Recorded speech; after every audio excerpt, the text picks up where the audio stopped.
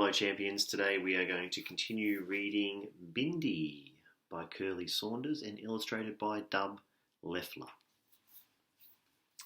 8.2. My favourite part of each burrall at school is after lunch, when we meet by the rusty gate to walk along the lake edge and to tend to small she oaks sprouting strongly against the elements. These plants are gifted extra care in this hard time of little water.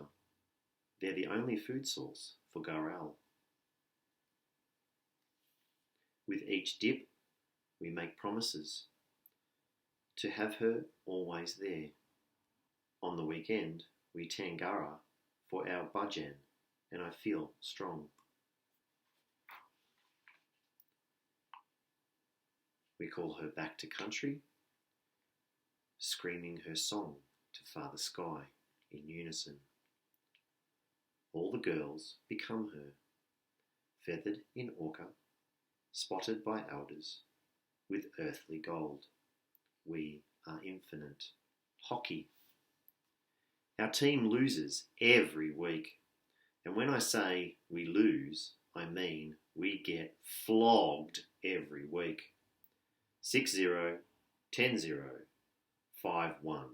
We actually scored. Yay! Our coach, Mum, tells me, this is character building stuff. She says that playing a team sport isn't all about winning. It's about showing up and trying your hardest. If I'm honest, it can be a little upsetting. To try your absolute best week in and week out, only to have the other team snigger at you as they run rings and score goal upon goal.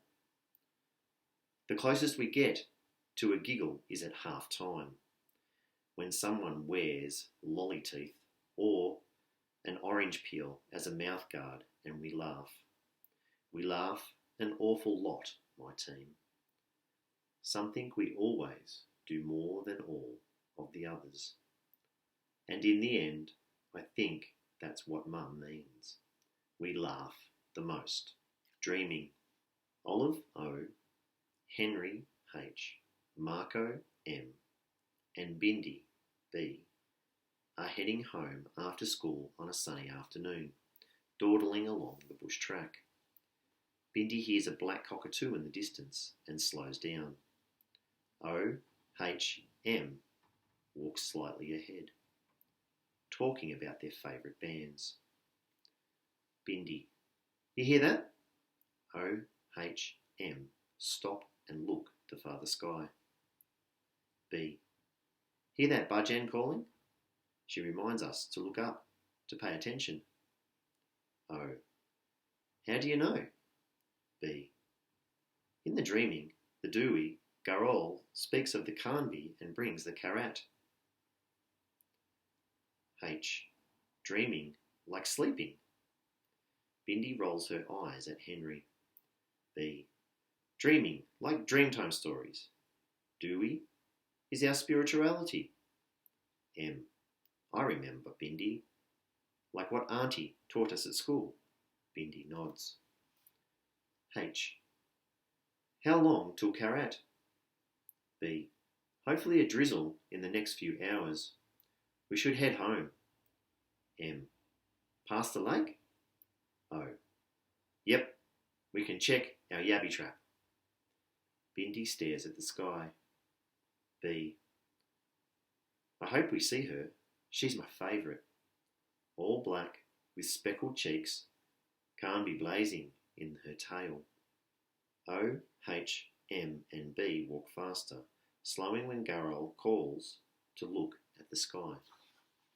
Friends.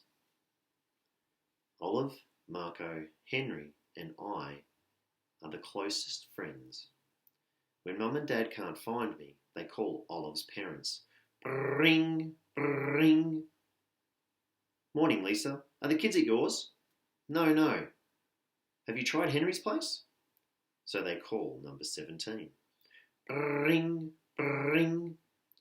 Hi, Christine. Are the kids at yours? No, no. Have you tried Marco's place? So they call across town. Ring, ring. Hi, Marie. Are the kids at yours?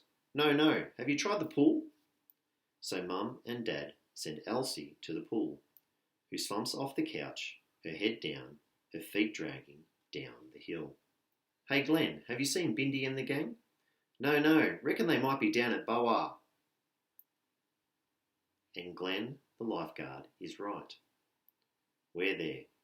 Olive, Marco, Henry and me, out by the Carnby Trail and the old mine, playing 44 home, skipping stones on the dwindling waterhole, scouting about the caves, watching Wiradjuribin scratch under wanting Durhamyang. And when the bats rattle the sky on the twilight, we race home, releasing Olive at the bottom of the hill, letting Marco go on his bike. I split from Henry 3 houses down, and I sprint straight up my steep driveway, past Dad, who is watering the garden with grey water, who looks at his watch and the streetlights and then at me, and we both smile, knowing I beat them, a sure sign that I won't be in trouble, until Mum sees my clothes, dirty and torn from the day's adventures. 44 home. In my family, we spend the weekends between the farm, the beach and Bawa. The water cooler always full in the back of the 4x4. Lunches and fruit always stacked in a backpack, packed by Mum with a cake she baked that morning before ducking off to work and leaving us with Dad.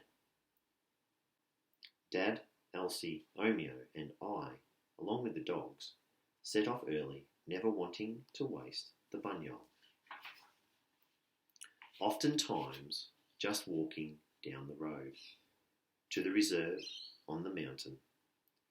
Dad taught us these tracks, and we know them like the backs of our hands. And he likes to test our facts sometimes by playing his favourite game. It goes like this. He walks us to a clearing between the Durhamyang, looks at the bunyol and his watch, and gives a time that we must be home by, and then he leaves. The rules are, we wait 10 minutes before trying to map our way back on the track. That's not the same one Dad took. We wander for a while, Omeo leading, Elsie trailing, and me in the middle. Then follow the cracked brook that leads to the creek, that pools at the low waterhole beneath the windy path, next to the big rock, behind the widening Carnby Trail, past the old mine and its rickety air shafts that we avoid. And eventually we end up at home, where Dad sits on the veranda with the dog and a book, and he smiles and asks us, "Which way did you go?" He always knows, of course, because he followed, even though we never see him. We're sure he's there, like the Burrangilling, all of them, always watching, carefully protecting